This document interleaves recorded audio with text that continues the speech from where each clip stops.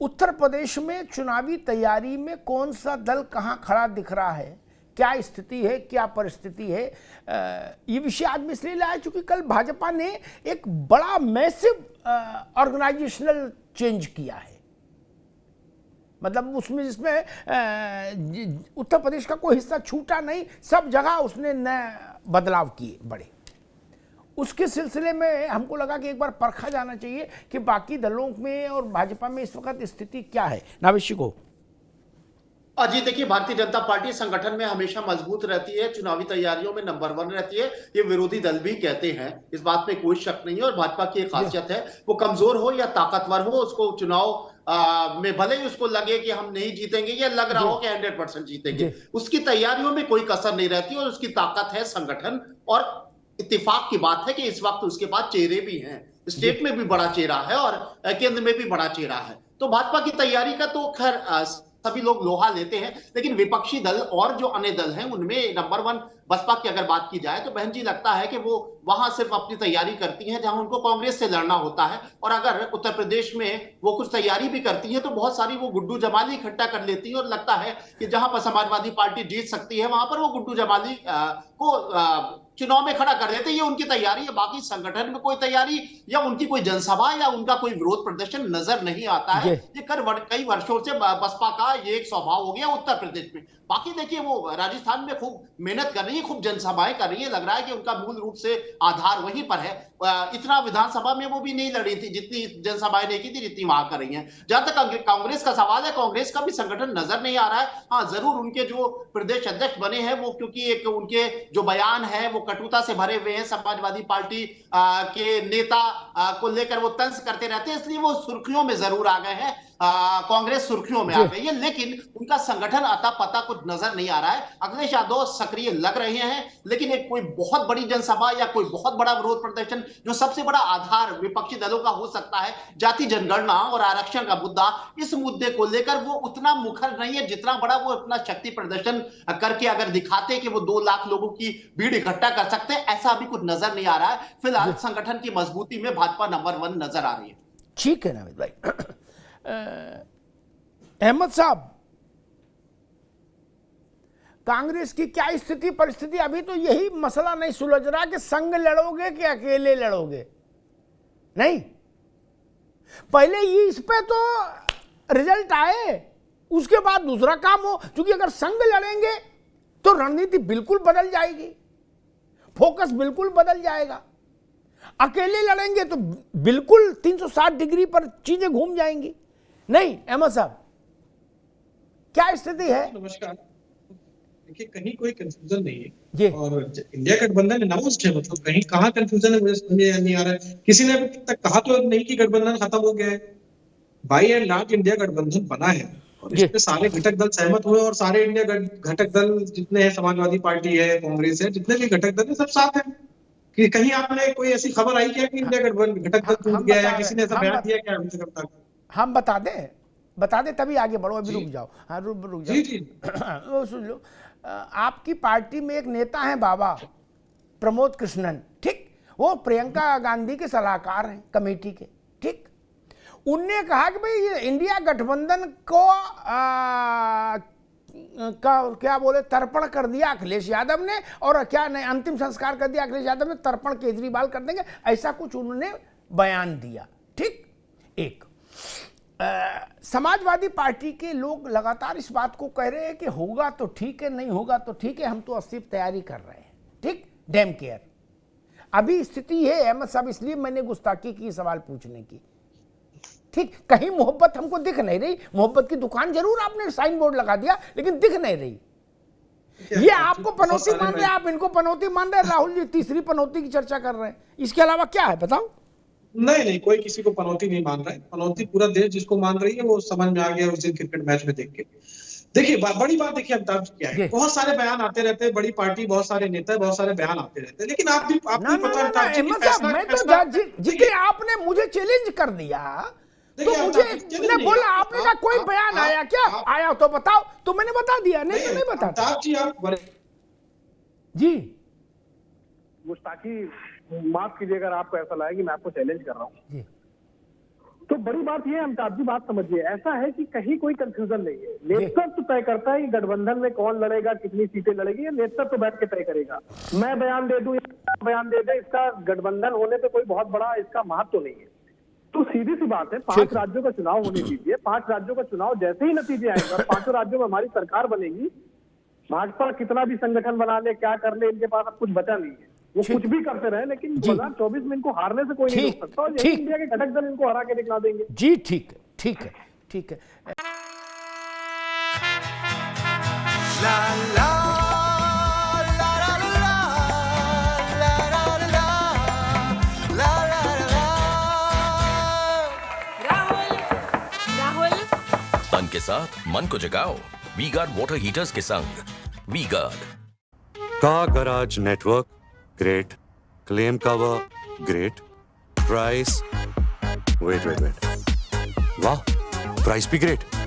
Tata AIG car insurance, trusted नाम, fantastic नाम।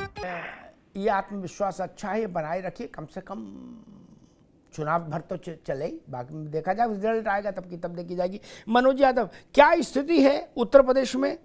क्या ये बात ठीक नहीं कि समाजवादी और कांग्रेस के अलायंस को लेकर अभी चीज़ें उतनी साफ और पुख्ता नहीं हैं पब्लिक परसेप्शन में, जनता के कंजम्पशन के लिए, कि जिसमें माना जाए कि भाई लो मोहर लग गई है? अभी सब दोनों तरफ से चीज़ें खुली हैं। इस बीच में कौन कितनी तैयारी कर सकता है और कैसे कर सकता है, जब ये तय नहीं हो पा रहा कि संग जाना है या अकेले जाना है? मनोज जी। देखिए, कांग्रेस अपने बड़ेपन का स्वभाव जो है उसको छोड़ने को तैयार नहीं है, और समाजवादी पार्टी ऑलरेडी उत्तर प्रदेश में एक बड़ा दल के रूप में है। तो हम अपनी प्रवृत्ति से कैसे हट जाएं? जो हकीकत है वो, और जो फसाना है वो, दोनों बातें अलग हैं। लेकिन चूंकि भाजपा ने अपने प्रभारी बदले हैं और एक बड़ा मैसेज दे कि वो उत्तर प्रदेश के लोकसभा 2024 के चुनाव को लेकर बड़ी एग्रेसिव है, तो निश्चित तौर पे एग्रेसिव समाजवादी पार्टी ने इससे पहले ही जिम्मेदारी दे दी। विधानसभा वार हमने जिम्मेदारी दे दी, हमारी राज्य कार्यकारिणी की बैठक हुई थी। कई जितने भी हमारे राज्य कार्यकारिणी के मेंबर हैं, सचिव महासचिव हैं, सभी को पूरे प्रदेश भर में हर विधानसभा के हिसाब से सबको आवंटन हो चुका है, और उस पे प्रभारी ऑलरेडी पहले 1 साल पहले ही नियुक्त किए जा चुके हैं, जो बूथ अध्यक्षों से लेके और जितने भी समीक्षा करनी है चुनाव लड़ने के लिए, उनके प्रभारी ऑलरेडी बहुत पहले, लगभग 1 साल पहले ही नियुक्त किए जा चुके हैं। तो हम किसी से पीछे नहीं। राष्ट्रीय अध्यक्ष जी, आदरणीय राष्ट्रीय अध्यक्ष लगातार जनता के बीच में है। आज भी वो साइकिल चला रहे थे। आज सिपाही में प्रोग्राम था, जो हमारे PDA की यात्रा, साइकिल यात्रा थी, आज उसका समापन आज भी प्रोग्राम में। लेकिन चूंकि आपने बात कांग्रेस को लेके की, तो मैंने उसका इसीलिए मुंहतोड़ जवाब दे, क्योंकि कोई कंफ्यूजन नहीं रहना चाहिए। कांग्रेस मनोज यादव, एक मिनट, एक आज मैं खबर देख रहा था, मैंने तहकीकात नहीं की वो खबर कितनी प्रामाणिक है कितनी गैर, लेकिन बड़े अखबार में छपी है, तो ऐसा तो नहीं कि मन से कोई लिख देगा। 2 नाम बताए गए कि भाई रायबरेली से ये इनको साउंड किया गया है कि मनोज पांडे को तुम तैयारी करो, और अमेठी से एक दूसरे सज्जन कि भाई तुम तैयारी करो है। समाजवादी पार्टी ने अमेठी और रायबरेली के अपने उम्मीदवारों को, संभावित उम्मीदवारों से कह दिया है कि वीर तुम बड़े चलो, तैयारी करो, बाद में हम देखेंगे क्या करना है। ये खबर ठीक है? वालों से कोई लेख लिख सकता है, लेकिन समाजवादी पार्टी ने ऐसा भैया खबर लिखी है, तो जाहिर सी बात है उनको प्रभारी बनाया गया होगा, तो उसी के हवाले से उस बात की खबर लिख दी गई। लेकिन जब ये आज तक नहीं हुआ, तो अब कैसे हो जाए?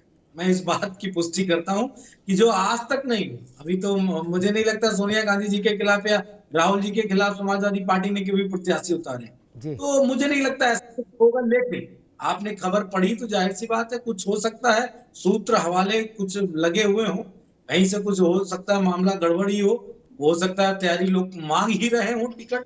ये भी है चूंकि दोनों ही जनपदों में समाजवादी पार्टी मजबूत स्थिति में है, चाहे वो आप रायबरेली उठा के देख लीजिए, हमारे 4 विधायक हैं, दिल्ली को उठा के देख लीजिए, वहां भी हमारे विधायक हैं। तो वो सारी बातें ठीक है, लेकिन कांग्रेस को बड़े दिल के साथ बड़ी राजनीति करनी पड़ेगी उत्तर प्रदेश में।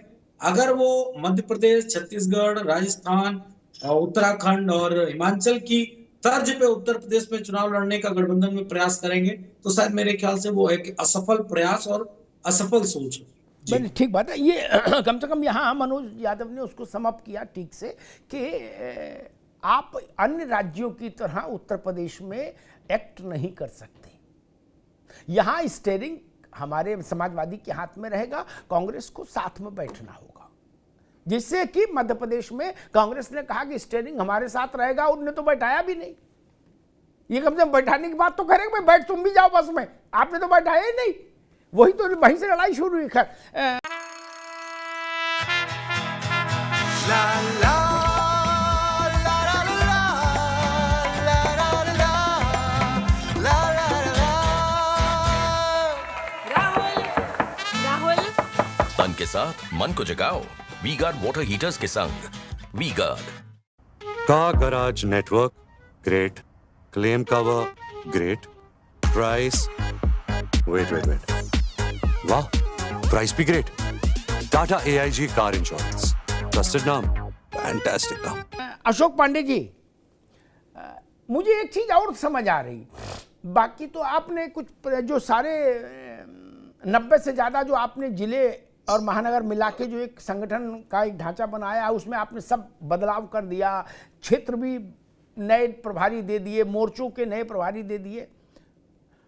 लेकिन एक चीज मुझे और दिख रही है जिस पर चर्चा जरूरी है कि मौत का सौदागर, नीच आदमी और चाय वाला, इन तीन की अपार चुनावी सफलता के बाद आज एक नया मसला आया है, पनौती। ये इसी ब्रीड का चौथा अवतार है। क्या अब चुनाव का मुद्दा ये हो जाएगा पांडे जी? देखिए, क्योंकि तीन मुद्दे अपार सफलता आपको दे चुके हैं। देखिए, अपनी इसी गलतफहमी और घमंड के चलते कांग्रेस की आज ये दुर्दशा आ गई थी कि उत्तर प्रदेश की विधानसभा में उनके पास MLA और विधान परिषद में कोई सदस्य नहीं है। लेकिन घमंड आज भी वो निश्चित तौर पे उनका घमंड इतना है कि वो कमलनाथ ने कहा कि अपनी ही पार्टी में उनका जब इंडिया बना था तो कौन अखिलेश, तो कोई कह रहा है ये चिरकुट है। इस तरह की भाषा कोई बीजेपी का एजेंट है, इस तरह की भाषा एक कांग्रेसी ही बोल सकते। चाय वाला बोले, खत्म हो गए। उसके बाद नीच प्रियंका वाड्रा ने बोला था, चौकीदार चोर है कहा था, क्योंकि इन लोगों ने संग एक भ्रष्टाचारी पार्टी का पर्याय अपने को बना लिया था। जनता ने इनको हाशिए पर लगा दिया और आज फिर इस तरह की भाषा बोल रहे हैं, जबकि हम लोग असंसदीय शब्दों का नहीं पांडे जी अब तो ठीक है, लेकिन एक बात ये पनौती का जो मसला आया, मैं पूछना चाह रहा हूं कि ये जो शब्दों ने जितना आपको डिविडेंड दिया, आर्थिक भाषा में कहूं, जितना लाभ आपको दिया, क्या आप उम्मीद से हैं कि भाई ये पनौती जो शब्द आया है ये भी चुनाव में हमें उतना ही लाभ देगा पुराने की तरह से? मौत का सौदागर, नीच और चौकीदार चोर है, आदि आदि। यही पनौती अब इन लोगों के लिए चुनौती बनेगी। देखते रहिएगा। हम लोग तो संसदीय शब्दों की बात नहीं करते, न हमने सोनिया गांधी, न वाड्रा, न किसी, ये लोग कितने बड़े पनौती है दिखाई दे रहा था, लेकिन हम लोगों ने कभी इस तरह की बात नहीं कही। लेकिन ये अपने शब्दों के चलते हाशिए पे। ठीक,